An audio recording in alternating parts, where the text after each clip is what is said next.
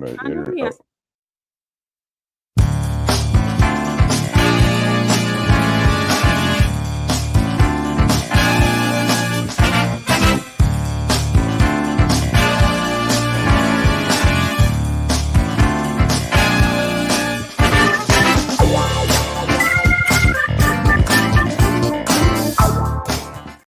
Yeah, good morning. I'm back via Zoom, StreamYard, whatever it is. I'm Adolph Mongo, Detroit in black and white, broadcasting live from McShane on Michigan and Trumbull. Good morning, Allan Lengel. Good morning. Yeah, Allan Lengel, co-founder of Deadline Detroit. Jim Nardone from Trenton, former police chief. Good morning, Jim. Good morning. Good morning, Vanessa Moss, attorney Vanessa Moss. Good morning. Political guru. How you doing? I'm doing wonderful. How is it in the ATL? Well, I'm in Philadelphia now. Oh, okay. You're in the brotherly love, right? Yeah, I don't know about brotherly and the weather. And we got Eric Brown.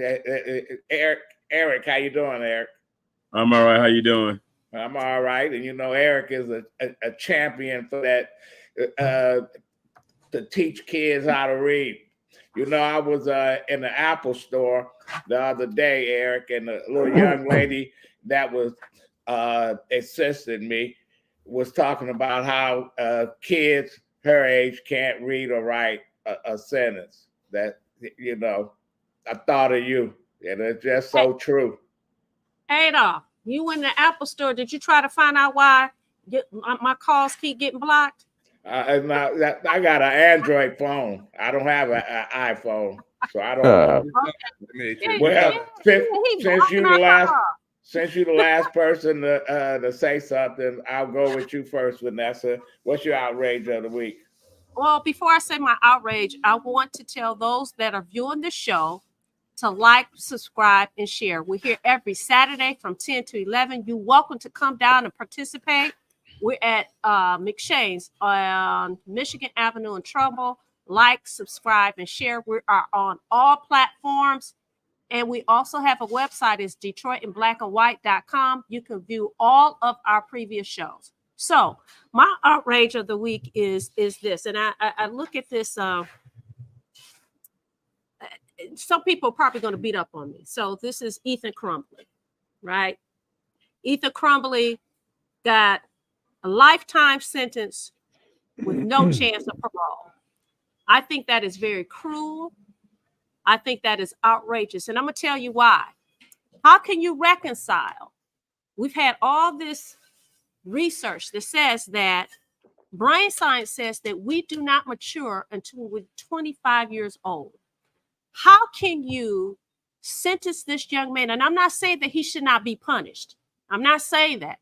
But how can you sentence this young man to a lifetime of imprisonment when, in fact, the people who can appreciate what was going on, those people who decided that they were not going to take care of their child and ignore their child and give him a weapon, I hope that when they go to trial and if they are convicted, that they are sentenced to life because they know what the heck they were doing. They know what the heck they were not doing. So that is my outrage. I have one more. We have a video. Can I play this real quick? I'd like to thank you for letting me speak, Your Honor. We are all here because of me today, of what I did. My actions were because of what I chose to do. I could not stop myself, but I am the one who led to why we are here today. I do not diminish any ability to anyone who could have stopped me. Anyway, I'm sorry, that's sad. He said I could not stop myself. He said I could not stop myself. Well, here's a guy who claimed, he said he had told his parents that he was delusional, that he needed help. And what did they do? They bought him a nice 9mm gun for Christmas and took him to the gun range and laughed when he got caught drawing some violent, little doodlings. and said, the mother basically said, next time just don't get caught. Well, I mean, the parents are fucked up. I mean, it's just it's sad. That's real. The school screwed up, because if he was a little young black student, they would have went in his book bag and they would have found the gun, or they would have kicked him out of school, but they didn't. So it's the administrators at the school, it's his parents, and do we deserve life in prison without parole? I don't think so. I think he 30 years or whatever, 25 years. Listen. Well, I think what it should have been was life with the possibility of parole. That way, it satisfies the victims' families, and at the same time, somewhere down the road, they would never be satisfied. They would never be satisfied. But I'm saying that it leaves it open for the possibility that maybe 25 years down the road or whatever, that he has the possibility of 30 years. Look, there's a guy that I wrote about a while ago. He killed a cop in Oak Park in 1973. He helped me with some stories about a crooked sheriff. And he's out now. He killed the cop, and he's he's been paroled. Oh, your second outrage. Let's move. So we had this strike, right? UAW. Now Stellantis is talking about laying people off at the Mac plant as well as in Toledo. That's ridiculous. Yeah, that was that is outrageous. But that was going to happen. That was going to happen. Right. You know that. So, you know what? I have a friend. It's outrageous. I think it's awful. I have a friend who was in labor relations at GM for 40 years, and he told me while all these strikes were going on, he says, you know what happens? He says, when I was at GM, when we settled a contract, we then met with Mary Barra, and she said, okay, where are we going to cut to make up for that? And that's what happens, And the rich get richer and the poor get into poverty. Eric, your outrage of the week. My outrage is this. The one thing we have no control over is who goes to the college football playoffs. It's a money grab in and of itself. But when there is a publication publicizing a march for literacy, and that gets no response from the community, but you have people going back and forth, bantering about who are the fourth best teams to go to the college football playoffs, that explains, and you talked about it earlier, Adolph, you were in the Apple Store, that explains why we are so fucked up literacy and educationally here in America. I get less than a damn about the college football playoffs, even though I want Michigan to win. I can't control that. But what I can control is the literacy crisis going on in our country. Okay. Jim, your outrage of the week. First, I want to agree with Vanessa. I think that hopefully in 30 or 35 years, this young man will probably be freed from prison. Everybody failed. This man failed. This young man failed, and he deserves to be in prison for natural life. Maybe 35 years from now, Trump will give him a pardon. Well, it's a state case. It'll have to be a governor. Okay. Thanks for the lead-in. So I'm gonna start with the ridiculous today. I'm gonna go as far ridiculous as I can because I'm really good at it. Yesterday, I took my 40 caliber Sig Sauer out of my gun safe. I get to shoot tomorrow. Every year, if you shoot, a police officer gets to shoot. He qualify. He can carry a retired police officer can carry his firearm. Okay. I have a number of firearms, and there's just a few, not a whole bunch, but not one of them escaped and committed gun violence in the last 3 months. Not one gun escaped from my safe, and maybe because it's a good lock, and not one of them committed gun violence. We've had 2 serious shootings during the last week, and the president came out. He either has to be President Joe, Eric's favorite. He either has to be the biggest political whore of all time. That he is. Excuse me, Mom. My mom's probably watching today. The dumbest motherfucker alive. That he is. All right. You have to solve problems. The lazy Democrats think that we'll just have a new law and everything will go away. Right. Well, let me ask you about the new law that the young man in Texas, 34 years old, killed his parents, right? Right. Last year, you know what he did? He beat up his parents and his sibling. I don't know if it's a brother or sister. a group in Texas got him out of jail because an equity kind, we're going to get this guy out of jail, right? Got him out of jail. He cut the tether off the same day. He was on a tether. He cut it off. Got a gun, killed a bunch of people. He should have been dealt with. Again, we go right back to accountability. Yeah. Let's lock the people that belong in prison. Where did he get the gun? Where did he get the gun from? He's asking. I don't know, but I can tell you this: the professor moving around a little bit that killed people. UNLV, right? At UNLV had 9 magazines. Right. Well, guess what? In 1994, I think it was the crime bill. We went from 15-round magazines to 12-round magazines. So we only had 130 rounds on. We only could have killed 130 people, and we're talking about, well, we got to get rid of those ugly black guns. So like you said, I mean, I wouldn't go as far as to call the president dumb. I wouldn't go as far as calling him A whore. Right. But I think we can all recognize that he is a lifetime politician. He's always politicking.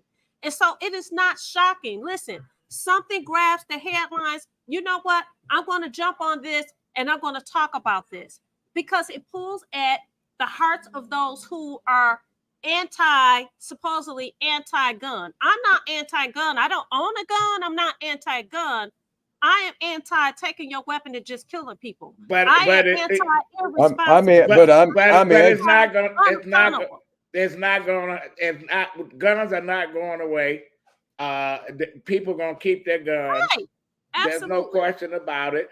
And we're gonna continue to have these mass shootings if something is not done. You got the NRA and that strong lobby. And you got politicians on both sides of the fence that says, do not get rid of the guns. We're gonna have to move on, Alan. I want to say I'm anti doing nothing every time we have a mass shooting.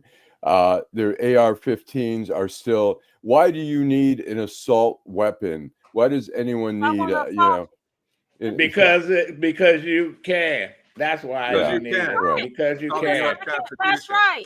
I have the right to bear arms. That's right. No, yeah. Well, I'm gonna get a bazooka next time. There's a limit. There's a limit to the firepower. There should be some restrictions on the level of firepower that people have. But there will never be any restrictions as long as they are available. They will be available legally or in the black market. That's what I'm saying. All these people talking about gun laws, it's impossible to control. It's not going to happen.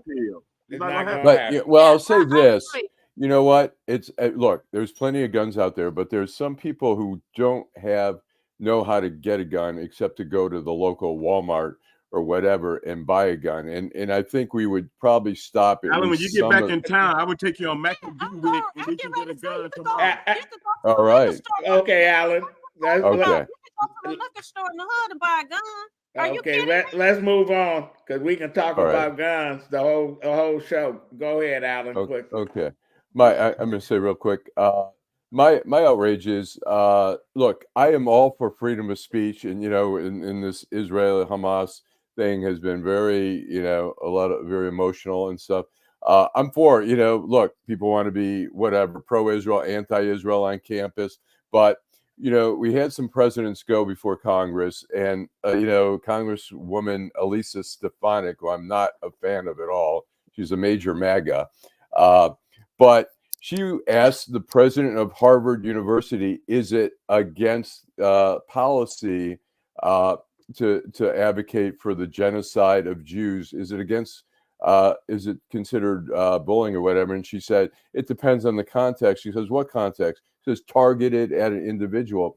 Well, really, the question is, let's replace Jew. I mean, somebody can come out on campus and say, kill the Jews.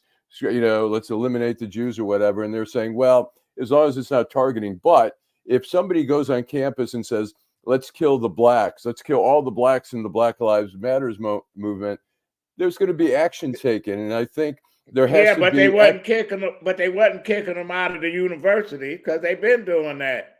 You got to look at what's happening on these college campuses and stuff. It always been anti-black this, anti-Jew that. They're not they selective. They are Anti. selective. They kick people out for some of the dumbest reasons, and then now all of a sudden they got a worry about. Well, I don't know, but if somebody says let's blow up a synagogue on campus, what you supposed to do? You supposed to one prosecute them and one kick them out of school. But I mean, if there were people handing out to school and then have charged them and prosecute them. But if there was someone on campus handing out things like "kill the blacks," "let's get rid of the blacks on campus," people go crazy.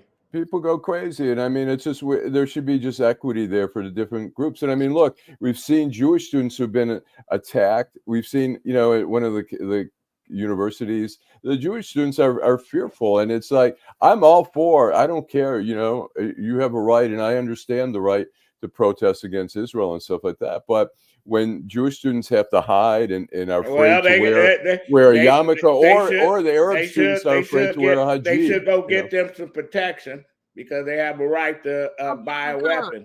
Oh, get it done. There's no question about it. Anyway, we're gonna take a break. We're gonna take a break and come back. All right. Okay. And then we have Carl Marlinga is in the studio here. So.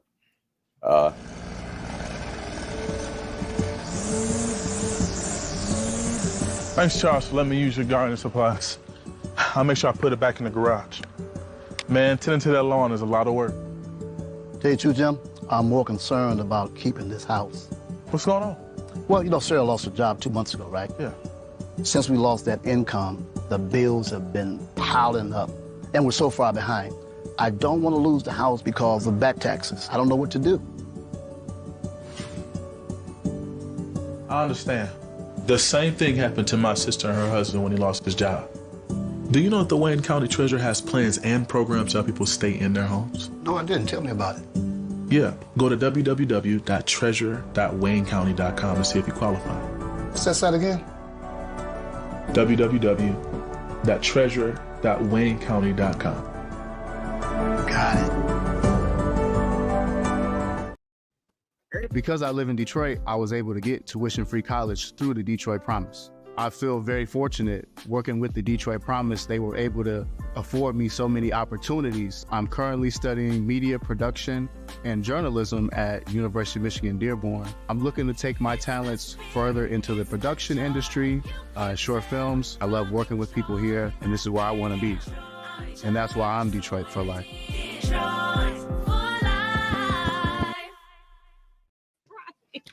Welcome back to Detroit Black and White. I'm Adolph Mongo, and our first guest is no stranger to politics here in southeastern Michigan and Macomb County, former Macomb County prosecutor and former judge in Macomb County Circuit Court, Carl Marlinga. How you doing? I'm doing well. Can you hear me okay? Yes. Yep. Okay, great. Good great. morning. Good morning. Good to see the group. A lively discussion so far. I love the opinion. Quickly before we get into what you're doing, what do you think of a young man being sentenced to life without parole? You was a prosecutor for many years.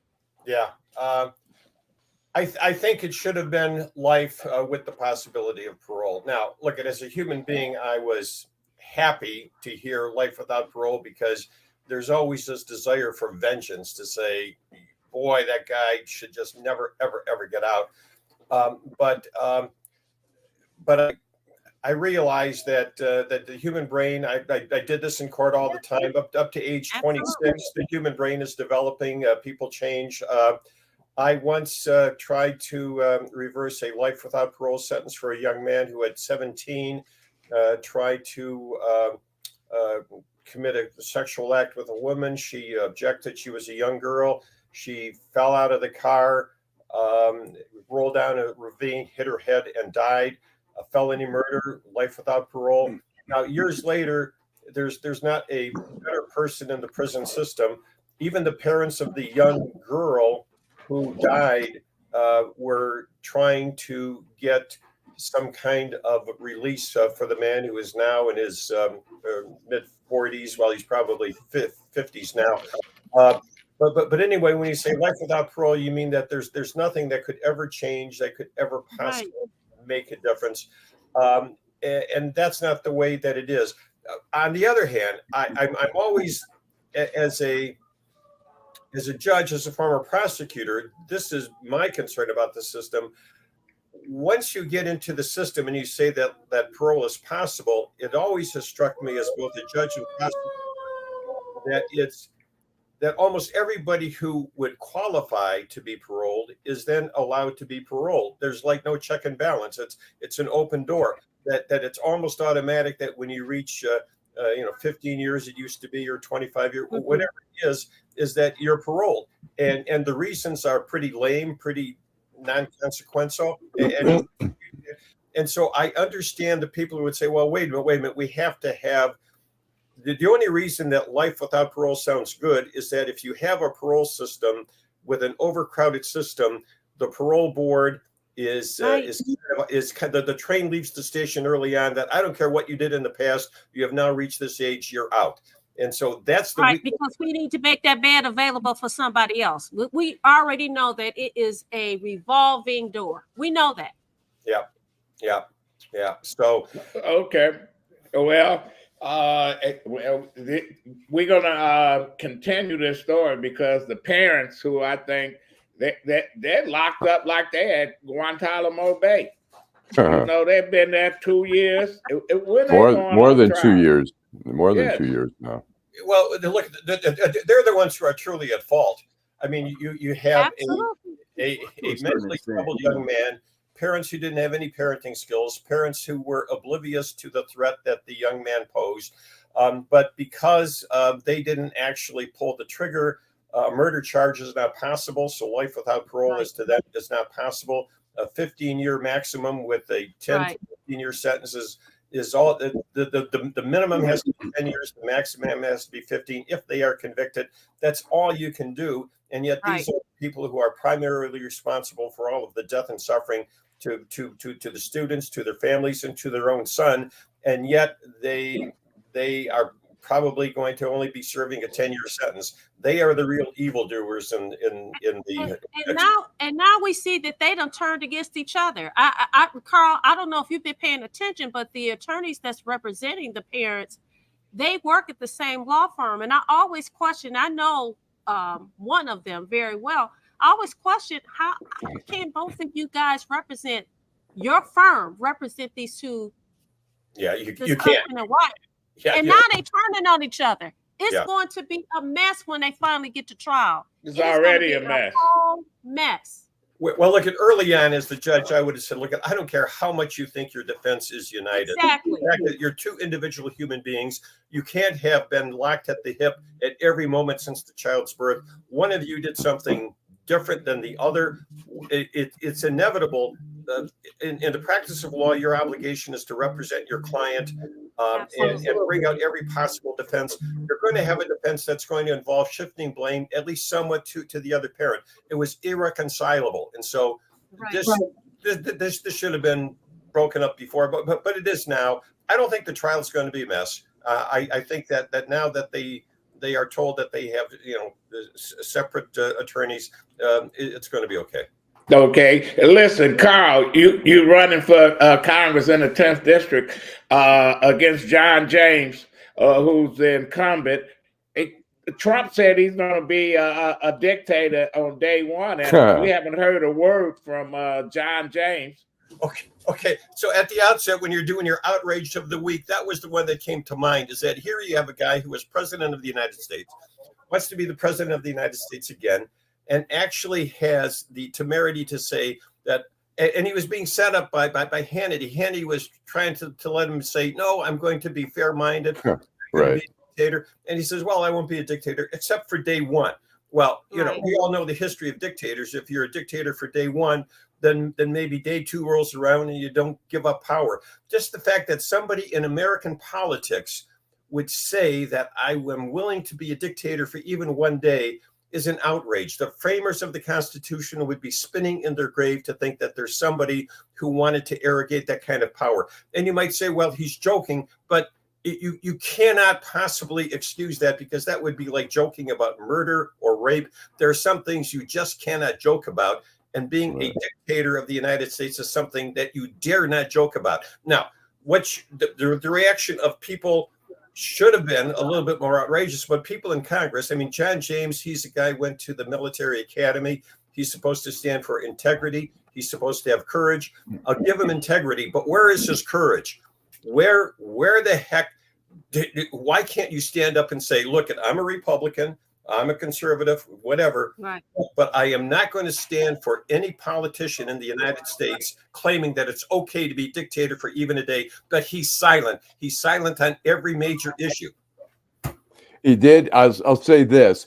He was 3 of 6 Republicans who voted to expel George Santos, which was a no-brainer. A no-brainer, right? It was a no-brainer. But we still had 3 Republicans in Michigan who decided not. Here's the Trump thing. Under no circumstances, you are promising America tonight, you would never abuse power as retribution against anybody. Except for day one. Except Look, for? he's going crazy. Except for day one. Meaning? I want to close the border and I want to drill. That's not retribution. They're all sticking up for him. They're all trying to cover. We have actually Steve Bannon, who then comes out. Sean Hannity actually thought he was helping Trump last night. Let me ask you a question. Will you be a dictator? Trump gives a full heckle. And here's what I love. The audience gets it. They're laughing. By the way, Sean, they're laughing at you. They're laughing at this stupid, ridiculous question. Of course, Trump's not a dictator. It's absurd on the face of it. Even to ask that question that Morning Joe and those guys can cut the clips on shows you're an idiot. Who is that, Joseph? They're all covering for Trump. They're all trying to. He sounds like Joseph Goebbels. Yeah. Look, at whether you think Trump was joking or not, John James and other Republicans with conscience should stand up and say, look, if he was joking, he has to come on. He has to apologize profusely. Let it be known that this was humor. It's almost irretrievable. It's like the presidents of Penn and Harvard now saying, well, really calling for the elimination, the murder of all Jews. Really, that is anti-Semitism. I mean, they're so late to the table, and nobody's going to believe them. But it should the same standard should be applied to Trump. Is that okay? You said it, and now you owe us an apology. You have to walk it back, but he's not walking it back. And so people like John James and others should say, wait a minute, let's draw the line over here. Never in the history of the American Republic have we had anybody who uttered those words ever. And now we've got to clear the air to make sure that nobody thinks that this is. What are you hearing in your district? What are you hearing in your district concerning that? Well, I'm not hearing enough. I mean, obviously, if you go to the Facebook, the Democrats are just outraged with it. The Republicans tend to pretend, well, it didn't really happen, or it's not that bad, or he was being funny.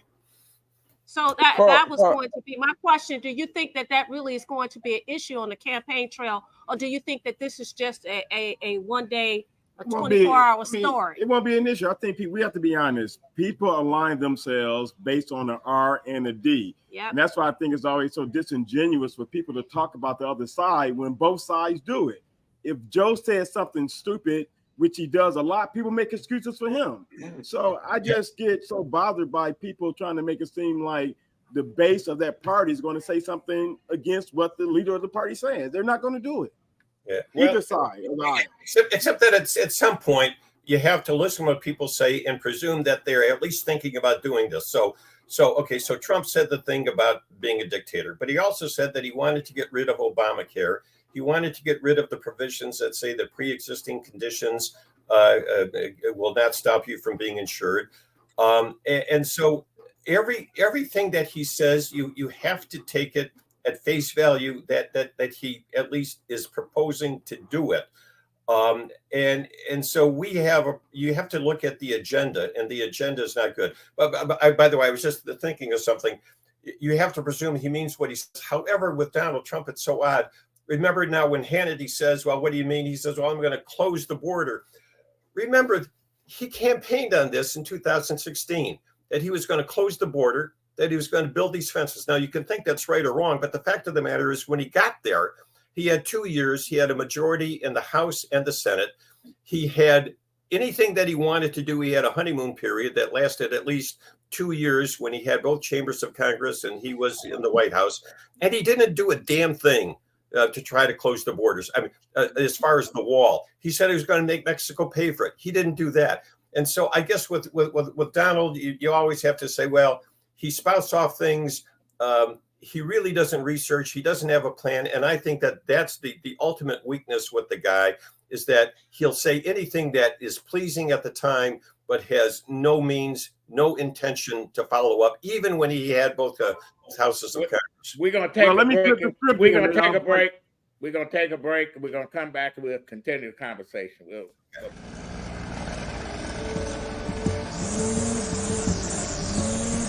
Thanks, Charles, for letting me use your gardening supplies. I'll make sure I put it back in the garage. Man, tending to that lawn is a lot of work. Tell you the truth, Jim, I'm more concerned about keeping this house. What's going on? Well, you know, Sarah lost her job 2 months ago, right? Yeah. Since we lost that income, the bills have been piling up, and we're so far behind. I don't want to lose the house because of back taxes. I don't know what to do. I understand. The same thing happened to my sister and her husband when he lost his job. Do you know that the Wayne County Treasurer has plans and programs to help people stay in their homes? No, I didn't. Tell me about it. Yeah, go to www.treasurer.waynecounty.com and see if you qualify. What's that site again? www.treasurer.waynecounty.com. Got it. That's why I was just working jobs and jobs. It wasn't a career. We were just living paycheck if I was making it to the next paycheck. By me going through the program and obtaining my GED, I have more job opportunities, better job opportunities. I got paid to get my GED, and now I have a great job with benefits working for the Detroit Police Department. Detroit had my back.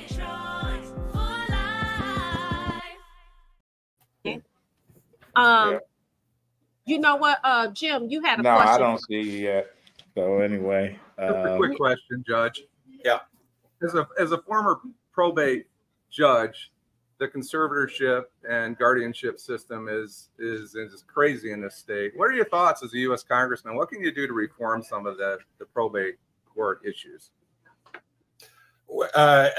This is a uniquely state issue. There's very little that somebody in Congress could do, but now that doesn't mean that you still can't speak out on the issue. I think that, the Attorney General Nessel appointed me for a time this year, and before I started running for Congress, I was doing this. I was the head of the Elder Abuse Task Force in Michigan, which didn't mean that I actually prosecuted elder abuse cases, but it meant that I was the head of this group of about 105 people, a number of organizations arguing for reform in the probate laws. It is undeniable that over the past several decades, through inattention or whatever, there have been people who have been constantly appointed as conservators, as guardians, who unfortunately have charged too much. In some cases, they have been the source of abuse of the people that they were supposed to protect. So there are a number of laws that are now set up in Lansing for passage that, if they're passed, it's going to require a lot more thought, a lot more investigation before the appointment of any conservator or a guardian in the system. It's going to require better accounting, and it's going to make it a lot easier for probate judges to knock out the bad ones. And it's going to give a preference to family members, except you got to remember this. This is such a complex ball of wax here. Oftentimes, the greatest abusers in the system are family members. And so you can't create a system which just simply says, well, we're going to let the family members always be the guardians or conservators and never let professionals do it, because you need the professionals to step in when the family members are abusing. But the laws that the Attorney General's task force and Dana herself have drafted for this are just outstanding in terms of both protecting the incapacitated individuals and making sure that they get the maximum amount of freedom. And as a probate judge, I always would do, well, not always, I often would do this. I would say that, look, at this person really could use some help. but I'm not going to appoint a full guardian. I'm going to appoint a partial guardian with limited powers, namely every Saturday, this person has the right to visit the house and make sure that the medications are there, make sure that the refrigerator is full, make sure that the bills are paid. And from 1 o'clock to 3 o'clock, you are the guardian just as basically a welfare check. The code as written before would have allowed that, but not enough probate judges took the time to carve out very limited guardianships and conservatorships, because we want people to be protected, but we don't want their lives to be taken over. We don't want them to be told you got to sell your house and go to a nursing home.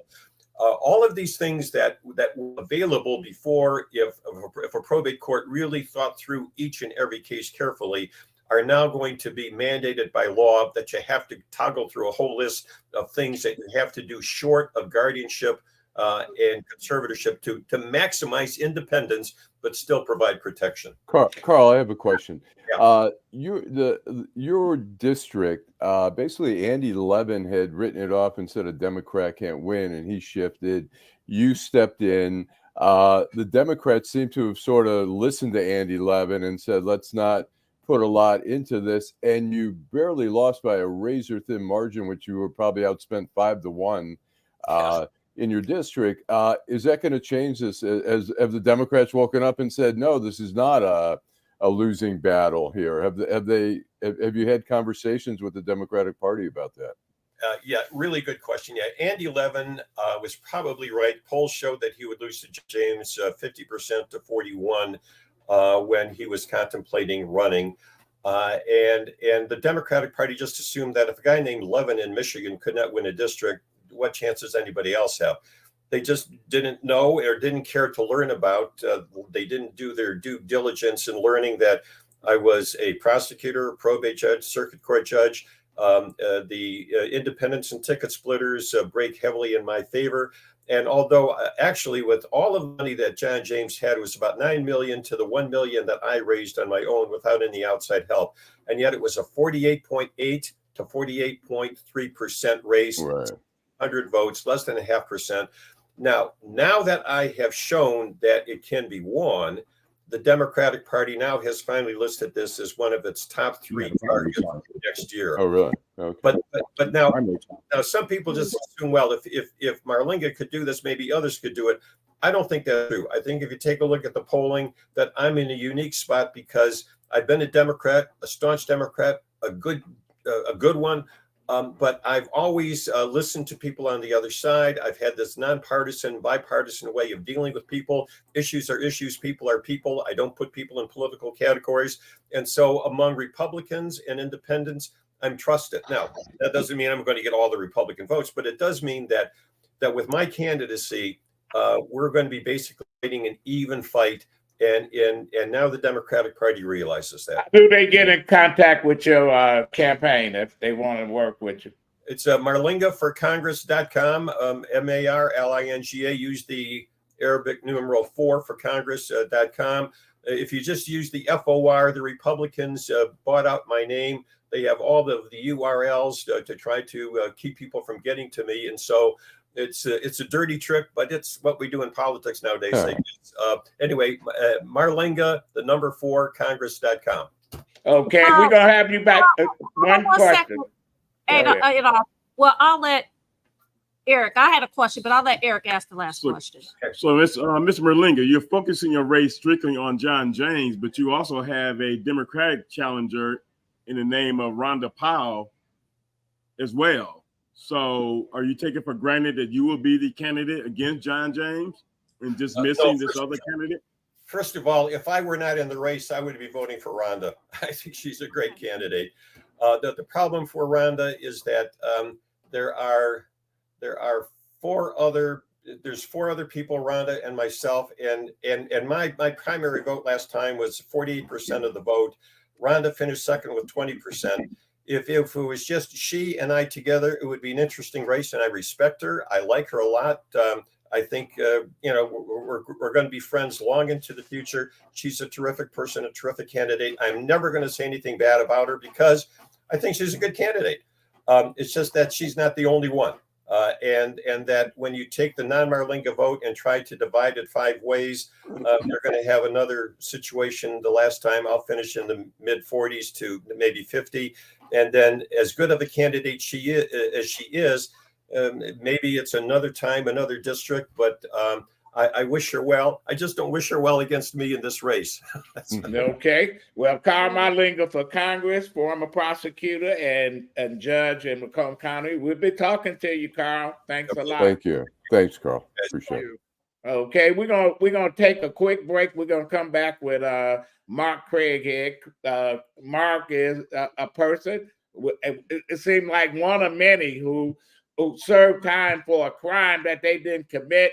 And these folks, when is it going to end? Let's take this break and we'll be. Detroit itself offers a lot. You just got to be willing to do it. People don't know what you need unless you open your mouth and say, I need help. What inspired me to get my GED was, it was always a goal of mine. But what made it possible for me to get it was the city of Detroit. They gave you everything you needed to succeed. Just pick up the phone because you already got it in your hand. Get on the website. Detroit for life. Okay, I don't know. He vanished. We had him in the back studio there, but I guess we'll wait again. So okay, yeah. Well, that's interesting. Well, I didn't get to do my outrage. Yeah, I was just getting ready to ask you, did you do your outrage? I was just getting. Well, Eric almost took my thunder.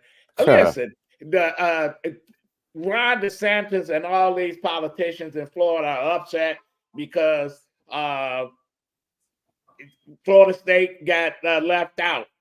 They want to spend millions of dollars. Unbelievable. Ron, the football team is woke. They got black players. They got a whole ton of black players, Ron. I guess the only time they like black people is when they go and play football, baseball, and basketball. It's unbelievable. But yet they spend all this money banning books, firing prosecutors, etc. But yet they united in they want to get Florida State in the playoffs. Who cares? Fuck Ron DeSantis and the train that he came on. That's my outrage. Like woke and mega. What's a mega? What's a woke? I looked them all up in the dictionary and I'm confused. Well, what a mega is, Alan. Well, I'll tell you what woke is. Woke is what a mega is. I don't believe that George Washington chopped down a cherry tree. That's what woke is. That was a lie. That Paul Revere said the British are coming. That was a lie. And listen, there's a whole ton of lies that they perpetrate.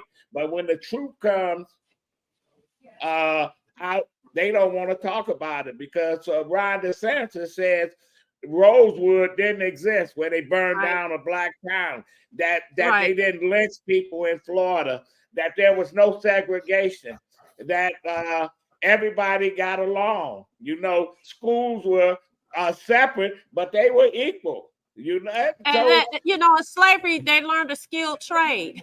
Yeah, it's like a trade school. I mean, that's what woke is. Anything that's black. Remember, we're amateurs. Woke. We're amateurs. Okay. I'm an amateur on this. Okay. Well, the president also said, when we talk about woke, the current old guy, that if you were not black, if you didn't vote for him, as well as is that woke? In the eyes of him, because it worked for him. So. Well, and when you think about MAGA, I know Jim is kidding when he says, "What's a MAGA?" But no, he's not. He's serious. He's serious. I think the MAGA is anybody who blindly follows this guy, regardless of what he does or says. They're MAGA. They're just like, we don't care. Is there somebody on the left for that too? The reason I asked the question is I did look it up, and this is what I found the definition: a Trump supporter that believes that the election was stolen. Well, I talked to a guy this week who I tried to get him to describe himself as a MAGA. I ran into him at the gym, and he wouldn't. All he kept talking about was the Muslims, and then he started talking about immigration, and I tried to question him. I said, well, what do you believe about this? I said, don't you understand? In the 1600s, people came to this country for religious freedom. So why are you against the Muslims? And then I asked him about the border. He brought up the border. Okay, we got. Let's move We got Mark Craighead back. Hello, Mark. Yes. How you doing, man? All right. Good, and you? And I know that you volunteer every a couple of Saturdays a month. What do you do? I give food away to the veterans and the people in need up here in Mount Clemens. Okay. And Mark, quickly, give us your backstory. Okay. I was incarcerated about 2020 for a murder that I didn't commit. I got the University of Michigan Innocent Clinic in on that case. I was exonerated last year, August 5th, on that case because I guess the court, the lower court wanted me to go through a retrial because the same detective, same investigator was in on 3 cases that they already settled with. And tell us when you say you were wrongfully accused, how did that you were convicted, you went to prison, how did that all come about? Well, I mean, they threw something on me, the murder on me, and they gave me involuntary manslaughter. My judge gave me 5 to 15. I went to prison for about 7 to 8 years. There's a prison circulation that came out. It's called My Cure, and on the My Cure thing, they had a new organization out, which is the University of Michigan Innocent Clinic. Now, before then, let me tell you, I wrote everybody, Northwestern, I wrote Barry Shuck, I wrote everybody to get in on my case to see if they can do anything with it. Their thing was DNA, and that was it. Well, let me ask you, who was murdered? Let me just say, who was murdered, and how did it come about that you were accused and you were interviewed by police, right? And I was interviewed by police 3 times actually. They came to my house and he interviewed me at my house twice. Then all of a sudden they got some new detectives that came in. They denied me access to my house. They did a lot of things to me that now I know that was unconstitutional and everything. Detroit police? Yes, they took me downtown. They took me on the 5th floor or the 7th floor or whatever it was, and they questioned me, put me into a room. They interrogated me, took me for a polygraph test late at night. All that. Mark, so it was Wayne County, is that correct? That's right. Okay. So you said that they did you go through a second trial or no? No, I didn't go through a second trial. They threw the prosecutor threw the towel in. Okay, so the investigator that sounds like he was pretty shady. Is he still working? She. It sounds like she's pretty shady. Is she still working? What happened with her? She was working. She left Detroit Police Department and went to the Attorney General's office. Are you kidding me? Yeah. So Mark, Mark. It just seems like to me, because there's another case out there where a young man did 16 years. It seems to me that they protect these wrongdoers. She should have been charged. That's ridiculous. I totally agree. She should have been charged and convicted. You can't get back those years of your life that you had behind bars.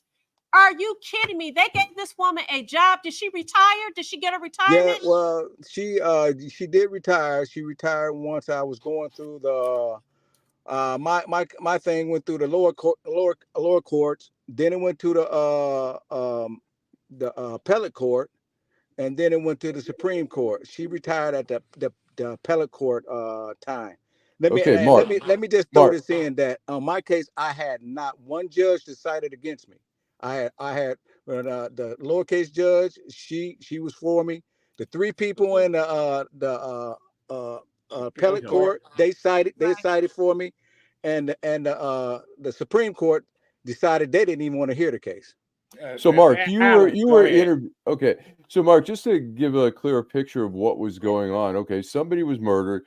You were questioned for it, And did they tell you if you admit to it, then we'll let you out and you can claim self-defense? Is that the story? Tell us what the story was. Yeah, that's exactly what the story is. There's some things I can tell you at this point in time. There's some things I can't tell you because I'm still in litigation at this point in time. So some things I can tell you and some things I can't. But that was the case right there. That you hit the nail on the head right there. And Mark, the victim, you was good friends with this. I was good friends with the victim, right? I sure was. And you were at work at the time, is that correct? Mark, now that you've been exonerated, I'm sure that you are probably, have you filed to get compensated for being wrongfully convicted? Yes, ma'am. Okay. And did you do that immediately? No, where's the process you have to go through? Yeah, one of the processes is that the state or the city, they give you money for being wrongfully incarcerated for the years that you're incarcerated. Then you can go to the next level. And I went through the first level. Now I'm at the second level. That's why I can't give you too much detail on the case. Right. And you took a polygraph test. And what were the results of that polygraph test? Well, at the first polygraph test, because I took 3 of them. The first polygraph test, they said I right there. They said I lied, and that was it. But I did take independent polygraph tests with the Innocent Clinic, and I passed both of them with flying colors. And sometimes they do when they take the guys who do the. It doesn't matter. The polygraph test, it doesn't matter. It's junk science. Well, I'm going to say that sometimes the polygraph examiners try to fool you into getting you to confess by telling you something that may not be accurate on the test. The test might be inconclusive, or you may have actually passed, and they'll tell you flunked and getting you nervous and hope that you confess. So who knows? And we short on time, but I just want to ask Mark, who was your champion and who got the word out and who fought hardly to get you out of jail? His name was Milton Calvin Craighead Sr. My dad was a champion, and it's bringing me to tears because my dad didn't leave a rock unturned. Adolph, you know that because he us. He went through everybody he knew. He knows a lot of political people, and he didn't ask them to do anything but speak of my character, and ask the judge to look at this case in a fair way. And if you look at it in a fair way, it didn't make sense. And what is he doing now? Your 90-year-old father. My 90-year-old father's got dementia. He was unable to share the good news with me. He spent all his money he could. He spent all his money on 3 great lawyers. We had Jeffrey Edison, Otis Culpepper, and then Steve Fishman. So we spent some money on some great lawyers.